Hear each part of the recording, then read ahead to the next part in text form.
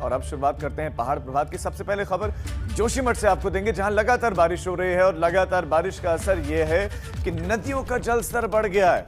नदियां उफान पर आ गए हैं। जो छोटे छोटे घाट गदेरे हैं वो उफान पर आ गए हैं, जिसमें धौली गंगा, ऋषि गंगा, अलकनंदा समेत बरसाती नाले भी उफान पर है। उच्च हिमालय क्षेत्रों में ग्लेशियर्स के पिघलने की वजह से और लगातार हो रही बारिश की वजह से अब नदियां उफान पर है। बड़ा मलबा भी आया हुआ है, कई जगहों पर तो नदियों ने कटान तक कर दी है। ऋषि गंगा के उफान के चलते रैणी गांव के लोग थोड़ा सा सहमे हुए हैं, डरे हुए हैं। ये वही जगह है जहां पर कुछ वक्त पहले आपदा आई थी और कई लोगों की मौत हो गई, कई लोग अभी तक नहीं मिले जिनको मृत घोषित कर दिया गया है। आपदा प्रभावित क्षेत्रों के लिए बड़ी मुश्किल है, लेकिन आप जो ये तस्वीरें देख रहे हैं घाट गदेरों की है और जल स्तर बढ़ गया है इनका।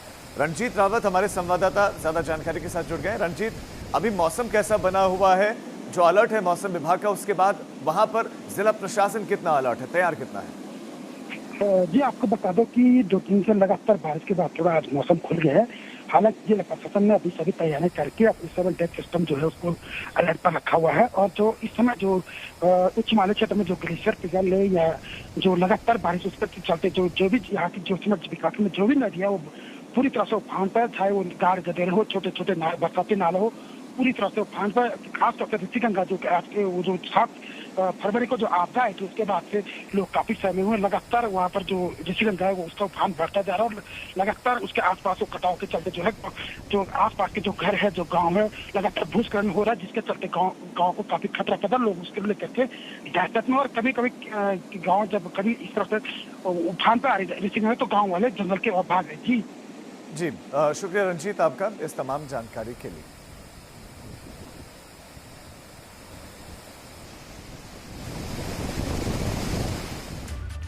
मौसम विभाग का अलर्ट, भारी बारिश उत्तराखंड में हो सकती है। 14 जून तक बारिश का मौसम विभाग ने अलर्ट जारी किया हुआ है। पहाड़ी इलाकों में ज्यादा बारिश होगी, यह मौसम विभाग का अलर्ट है, जिसमें पिथौरागढ़ जिला है, बागेश्वर जिला है, नैनीताल, पौड़ी, यहां पर बारिश का अलर्ट जारी किया गया है। मैदानी इलाकों में भी बारिश की आशंका है। अभी अगर हम बात करें तो पहाड़ों में कुछ हिस्सों में मौसम खुला हुआ है, कुछ हिस्सों में बादल अभी भी छाए हुए हैं, कुछ हिस्सों से बारिश की भी खबरें सामने आई हैं। और मौसम विभाग का कुछ ऐसा ही अलर्ट है कि 14 तारीख तक जो मौसम है वो ऐसा ही बना रहेगा, यानी कि बारिश होगी और पहाड़ों पर मूसलाधार बारिश का, तेज बारिश का अलर्ट जारी किया गया है।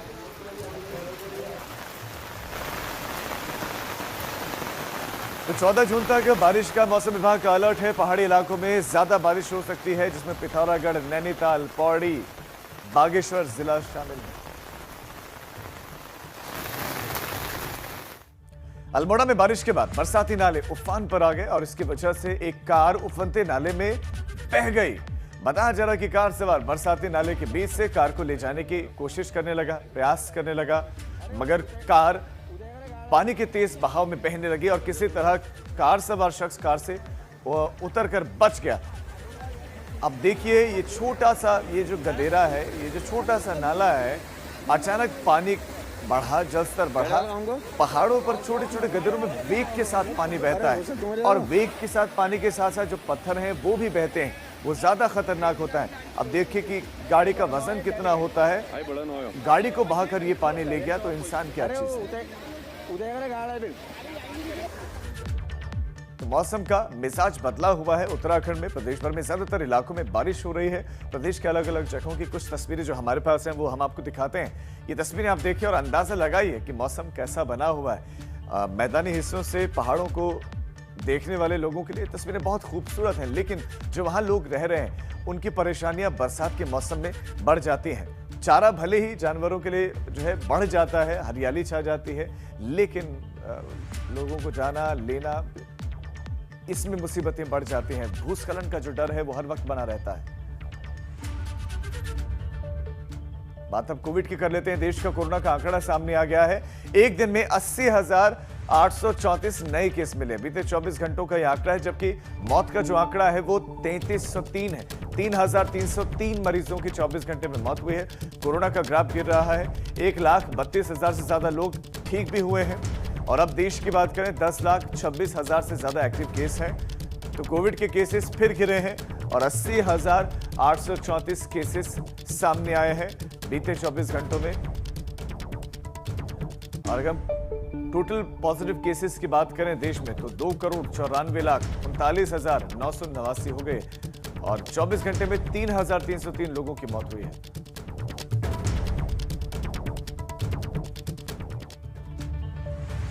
उत्तराखंड में कोरोना कर्फ्यू में ढील देने की तैयारियां हैं और तीरथ सरकार ये तैयारियां कर रही है कि अब ढील दे दी जाए कोविड कर्फ्यू में। ये एक बहुत बड़ी खबर उत्तराखंड वासियों के लिए कि अब कोविड कर्फ्यू में ढील मिल सकती है, उनको जल्दी ढील मिल सकती है। 15 जून की सुबह तक प्रदेश में कोविड कर्फ्यू लागू है, ये लगा हुआ है। ऐसे में उसके बाद राहत मिल सकती है, लोगों को आजादी मिल सकती है, छूट मिल सकती है, लेकिन नियमों का पालन करना होगा। ये निर्णय अभी जो है लिया जाएगा, जल्दी लिया जा सकता है। तैयारियां इस तरह की चल रही हैं। आज शाम तक जो नई एसओपी है वो बता भी दी जा सकती है, जो आज शाम तक नई एसओपी है वो जारी की जा सकती है। साथ साथ चारधाम यात्रा खोलने पर भी विचार किया जा रहा है। पंकज राणा संवाददाता खबर पर ज्यादा जानकारी देंगे। पंकज, क्या ये मानकर चलें कि 15 तारीख से इस लॉकडाउन में ढील मिलेगी तो किन किन जिलों को मिलेगी, कितनी मिलेगी और चारधाम यात्रा को लेकर क्या है प्लानिंग?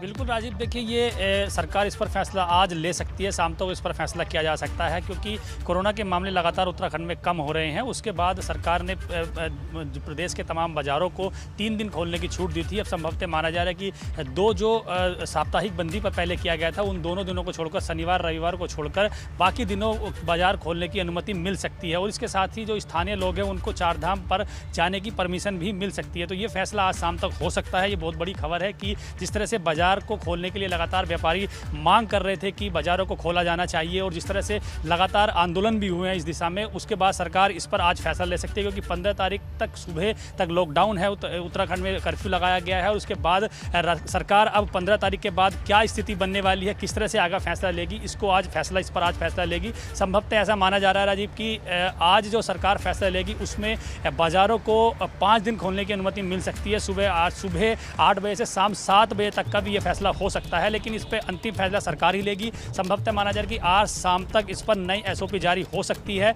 शनिवार और रविवार को छोड़कर इस पर और फैसला लिया जाएगा। इसके साथ साथ ही सरकार एक नया फैसला ये भी लेगी कि चारधाम यात्रा को खोलने पर किस तरह की स्थिति बन रही है क्योंकि पहाड़ी जिलों में खासकर रुद्रप्रयाग, चमोली और उसके साथ साथ उत्तरकाशी जिलों को छोड़ दें तो बाकी जिलों में कुछ कोरोना के मामले काफ़ी कम हुए हैं, इन जिलों में भी काफ़ी कम है। और इसके साथ साथ ही सरकार ये सोच रही है कि यदि चारधाम यात्रा को खोल दिया जाता है तो निश्चित तौर पर जो वहाँ के स्थानीय लोग हैं उन पर एक जो दबाव बन रहा है, वो जो लगातार दबाव बना रहे हैं, उसके साथ ही बाजारों को लेकर जो दिक्कतें हो रही हैं, चारधाम यात्रा में आने के लिए जो तमाम यात्री तैयार हैं उनको लेकर कुछ स्थितियों में ढील देने की कोशिश की जाएगी। लेकिन पहले उत्तरकाशी, चमोली और उसके बाद रुद्रप्रयाग के ही लोगों को चारधाम यात्रा पर आने की परमिशन दी जाएगी। बड़ी खबर दे रहे हैं कि शाम तक एक बड़ा फैसला लिया भी जा सकता है। आप हमारे साथ बने रहिए पंकज। तो चारधाम यात्रा को खोलने पर विचार किया जा रहा है, चारधाम यात्रा को खोल दिया जाए, लेकिन नियम क्या क्या होंगे ये स्पष्ट किए जा सकते हैं बहुत जल्दी। और कोविड जो वीकेंड कर्फ्यू है वो उत्तराखंड में लागू रह सकता है, लेकिन वीकडेज में छूट मिल सकती है।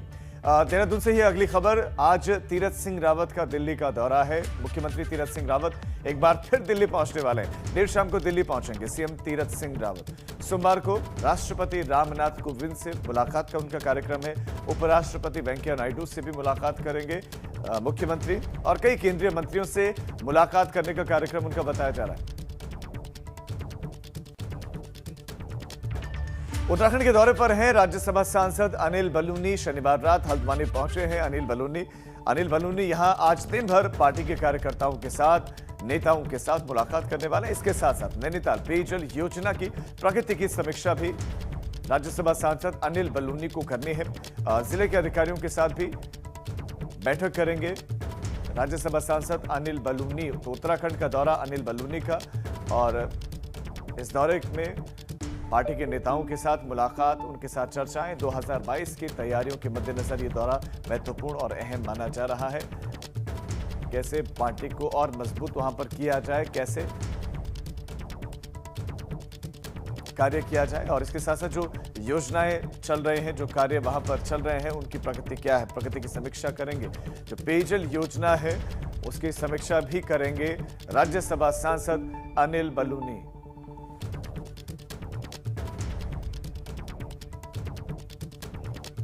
और हमारे दो सहयोगी हमारे साथ जो है जुड़ गए हैं। हमारे साथ पंकज लगातार बने हुए हैं, इस बीच में अंकित शाह भी हमारे साथ जुड़ गए हैं हल्द्वानी से। पहले मैं आपके पास आना चाहता हूं पंकज, राज्यसभा सांसद अनिल बलूनी का उत्तराखंड का दौरा क्या 2022 के लिहाज से महत्वपूर्ण? निश्चित तौर पर देखिए, पार्टी की जितनी भी बड़ी गतिविधियां होती हैं, चाहे नेशनल लेवल पर हो या फिर उत्तराखंड लेवल पर हो, तो वो उस पर रणनीति के तौर पर अनिल बलूनी काफ़ी महत्वपूर्ण भूमिका निभाते हैं। उस लिहाज से कह सकते हैं कि उत्तराखंड में जब जब अनिल बलूनी का दौरा होता है तो तमाम कार्यकर्ता भी उनसे मिलने के लिए उत्साहित रहते हैं। तो उनका आज हल्द्वानी में दौरा है। हल्द्वानी में वो तमाम पार्टी के कार्यकर्ताओं से मिलेंगे, क्योंकि हल्द्वानी कुमाऊँ का गढ़ है, इसलिए महत्वपूर्ण इसलिए हो जाता है कि कुमाऊँ के जितने भी बड़े नेता होंगे उनसे मुलाकात करेंगे। और महत्वपूर्ण बात यह है कि 2022 में उत्तराखंड में विधानसभा के चुनाव होंगे और सबसे बड़ी महत्वपूर्ण है कि मुख्यमंत्री तीरथ सिंह रावत को भी उपचुनाव लड़ना है, तो उस संबंध में भी वो तमाम पार्टी के नेताओं से बातचीत करेंगे। लेकिन इसके साथ साथ ही जो वहाँ की कुछ ऐसी योजनाएं हैं, पंपिंग योजना नैनीताल में उनके ही माध्यम से बनाई जाती है, उसमें काफ़ी विलम्ब हुआ है, देरी हुई है, उसको लेकर वो अधिकारियों से बातचीत करेंगे किस वजह से उसमें देरी है। 4 दिन का दौरा अनिल बलूनी का रहेगा। अभी वो कुमाऊँ में रहेंगे, पहले आज हल्द्वानी में है, उसके बाद वो रामनगर जाएंगे, उसके बाद वो हरिद्वार में पतंजलि योगपीठ में रुकेंगे, वहाँ भी वो तमाम कार्यकर्ताओं से मुलाकात करेंगे। तो राजीव कह सकते हैं कि अनिल बलूनी क्योंकि उत्तराखंड के बड़े नेता भी हैं और राष्ट्रीय मीडिया प्रभारी हैं, उत्तराखंड से सांसद भी हैं, इसलिए उनका महत्वपूर्ण इसलिए हो जाता है कि चुनाव भी आने वाले हैं। रणनीति के तौर पर वो किस तरह से आगे की कार्यक्रम होने हैं, पार्टी अपने स्तर पर काम कर रही है, लेकिन अनिल बलूनी की काफ़ी अहम भूमिका होती है तमाम कार्यक्रमों को लेकर। तो कार्यकर्ताओं से मुलाकात करके वो फीडबैक भी लेंगे, उन्हें आगामी कार्यक्रम को लेकर जानकारी भी देंगे। अंकित का रुख कर लेते हैं, हल्द्वानी से हमारे से जुड़े हुए अंकित, ये कहा जा रहा है कि जो बड़े नेता हैं, खासतौर पर जो कुमाऊं जिले से आते हैं, वो अनिल बलूनी से मुलाकात कर सकते हैं। तो ऐसे में क्या हल्द्वानी में इसको लेकर कोई हलचल है? कोई बड़ा नेता हल्द्वानी में पहुंचा हुआ है राज्यसभा सांसद से मिलने के लिए, और चूंकि रामनगर भी उनको जाना है, तो क्या वहां पर धनगढ़ी पर बन रहे पुल का निरीक्षण करेंगे?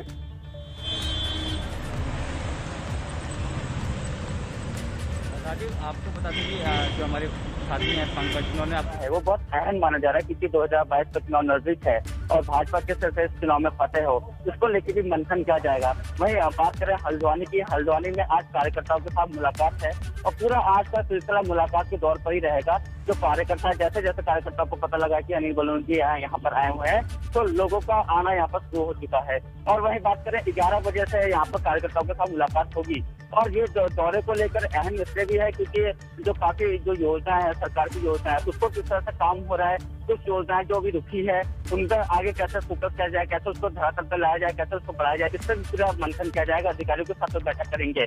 और रामगढ़ की बात करें तो रामगढ़ में जो पुल का है, तो पुल को लेकर खुद अनिल बलूनी जी ने इसको लेकर आज व्यक्त किया था और इसी पूरे मामले में रामनगर भी जाएंगे। लेकिन फिलहाल आज वो हल्द्वानी में ही कार्यकर्ताओं के साथ मिलेंगे और कार्यकर्ताओं के साथ जो विधायक है, मंत्री है, वो भी इनसे मुलाकात करेंगे। जी अंकित, इस जानकारी के लिए बहुत शुक्रिया आपका। पंकज, आपका भी तमाम जानकारी के लिए बहुत शुक्रिया। तो राज्यसभा सांसद अनिल बलूनी का उत्तराखंड का दौरा, हल्द्वानी में रुकेंगे, उसके बाद रामनगर का उनका कार्यक्रम है, उसके बाद हरिद्वार जाना है, जहां पर वो स्वामी रामदेव का जो आश्रम है, पतंजलि योगपीठ है, वहां पर भी जाएंगे। आगे बढ़ रहे हैं, देहरादून का रुख करें, जहां पर जिला सहकारी बैंक के निदेशक पर केस दर्ज हुआ है। बैंक के निदेशक पर घूस लेने का आरोप है और इसी आरोप में अब केस भी दर्ज हो गया। क्लर्क के पद पर प्रमोशन देने के नाम पर उन्होंने 1 लाख रुपए लिए थे। बैंक के निदेशक पर यह आरोप है कि उन्होंने घूस ली और अब केस दर्ज हो गया है। बैंक के 4th श्रेणी के कर्मचारी को क्लर्क का पद देने के लिए उन्होंने घूस ली थी 1 लाख रुपए की। विभागीय जांच में आरोप सही पाया गया, लिहाजा जिला महाप्रबंधक ने इसकी शिकायत की थी और अब केस दर्ज हो गया है। दिल्ली में कांग्रेस की अहम बैठक हुई, जिसमें यह तय हुआ कि 2022 का चुनाव कांग्रेस बिना मुख्यमंत्री के चेहरे पर लड़ेगी, बिना सीएम कैंडिडेट घोषित किए लड़ेगी। बैठक के बाद प्रदेश प्रभारी देवेंद्र यादव ने कहा कि हम सामूहिक नेतृत्व में चुनाव लड़ेंगे। लॉकडाउन खुलते ही जनता के बीच तमाम मुद्दों के साथ जाएंगे। महंगाई और बेरोजगारी समेत तमाम मुद्दों को जनता के बीच में लेकर जाएंगे। तो वहीं पार्टी के प्रदेश अध्यक्ष प्रीतम सिंह ने साफ कह दिया है कि 2022 में चेहरे पर चुनाव नहीं होगा। माननीय हरीश जी की चिंता बिल्कुल वाजिब है। आज देश में जिस तरीके से माहौल है, एक भारतीय जनता पार्टी एक चेहरे को लेकर आगे बढ़ती है। हमारे यहाँ कांग्रेस में ये परंपरा रही है कि हम एक यूनाइटेड लीडरशिप में ही चुनाव में जाते रहे। तो अभी तक हमारा स्टैंड जो है वो यही है और मुझे लगता है कि हम सबको इकट्ठे होकर, क्योंकि एक तरीका भी होता है, एक आप जानते हैं लेजिस्लेटिव का जो पार्टी के लेजिस्लेटिव मेंबर्स होते हैं वो अपना नेता चुनते हैं, वही मुख्यमंत्री बनता है। निश्चित ही हमारे यहाँ पर कांग्रेस नेतृत्व का जो लोग, हमारे जो चुने हुए नुमाइंदे होते हैं, उनकी भावनाओं के अनुरूप निश्चित ही आने वाले समय में हम एक मजबूत सरकार देने का काम करें। अभी प्रभारी जी ने बड़ा स्पष्ट शब्दों में कहा है कि राष्ट्रीय नेतृत्व ने ये निर्णय लिया है कि उत्तराखंड राज्य के अंदर कांग्रेस सामूहिक नेतृत्व में चुनाव लड़ने का काम करेगी। और जब राष्ट्रीय नेतृत्व तय कर ले उसके बाद मैं कुछ पर टिप्पणी करूं, ये कदापि उचित नहीं है। जो भी निर्णय लेना है वो राष्ट्रीय नेतृत्व को लेना है। हरिद्वार नेहरू युवा केंद्र में 18+ वैक्सीनेशन सेंटर की शुरुआत हो गई है और उत्तराखंड बीजेपी प्रदेश अध्यक्ष और हरिद्वार विधायक मदन कौशिक ने निजी हॉस्पिटल की ओर से बनाए गए इस वैक्सीनेशन सेंटर का उद्घाटन किया। इस दौरान मदन कौशिक ने कहा कि हमारे देश में 75% सरकारी और 25% प्राइवेट हॉस्पिटल्स की ओर से वैक्सीन लगाने का काम किया जा रहा है। उनके द्वारा यहाँ जो प्राइवेट सेक्टर क्या शुरुआत की गई है, क्योंकि देश के प्रधानमंत्री जी ने 75% वैक्सीन फ्री वाली, 25% 780 रुपये जैसा इन्होंने मुझे बताया है। तो मैं समझता हूँ कि 18+ का दोनों तरफ से काम शुरू हो गया है। थोड़ी वैक्सीन लगातार जितने प्रोडक्शन है उसी आधार पर आगे काम चलेगा।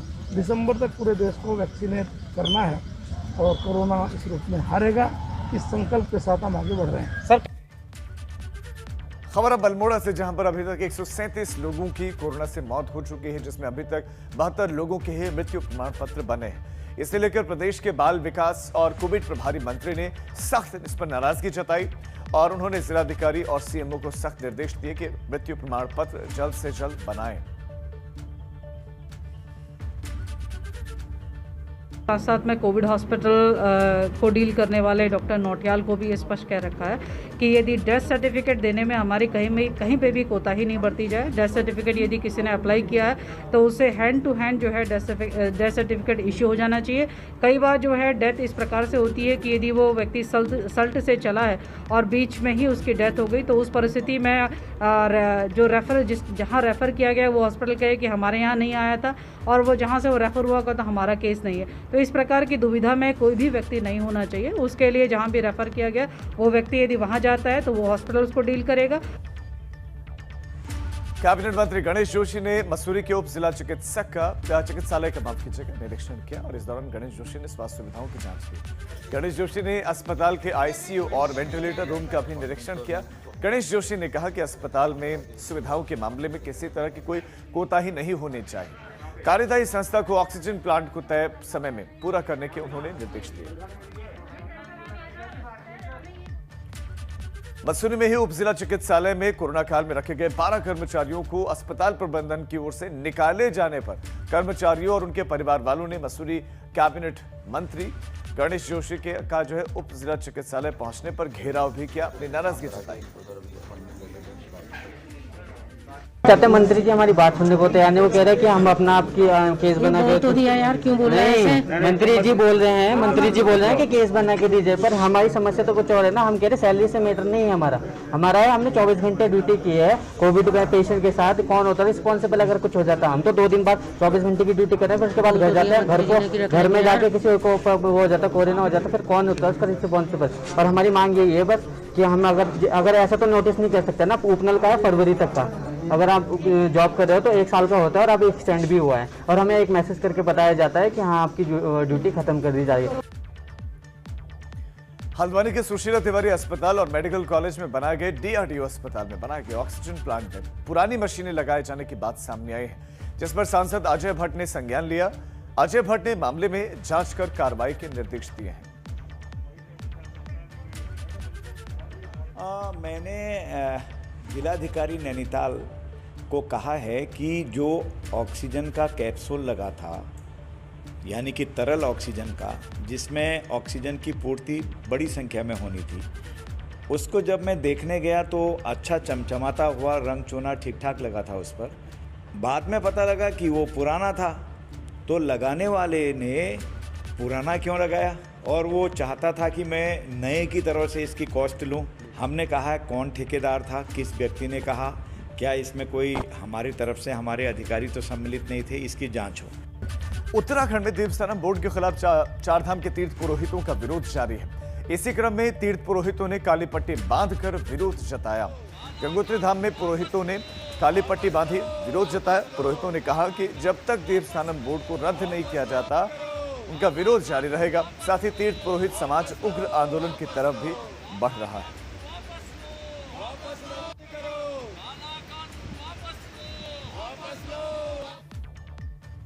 देवस्थानम बोर्ड को लेकर तीर्थ पुरोहितों की नाराजगी चल रही है, धरना चल रहा है। तीर्थ पुरोहितों के आंदोलन पर सांसद अजय भट्ट ने कहा कि पार्टी सीएम तीरथ सिंह रावत के स्टैंड पर कायम रहेगी, भले ही कोई कुछ भी बोलता रहे। एक राय है जो प्रदेश के माननीय मुख्यमंत्री जी कहेंगे, उनके साथ सबकी राय सम्मिलित है और मुख्यमंत्री जी अपनी राय पहले दे चुके हैं, उसी आधार पर काम भी हो रहा है, इसलिए कोई चिंता का विषय नहीं। मैं पूरे पुरोहित समाज से ये प्रार्थना करता हूँ, आप पूजनीय हैं और जो मुख्यमंत्री जी ने कहा है उनकी बात पर विश्वास करना चाहिए। देवस्थानम बोर्ड पर विवाद जारी है और इसी बीच पूर्व सीएम हरीश रावत ने कहा कि देवस्थानम बोर्ड के फैसले को क्यों नहीं बदला जाता। वहीं इंदिरा हृदयेश ने कहा कि हम सत्ता में आते ही देवस्थानम बोर्ड को खत्म कर देंगे।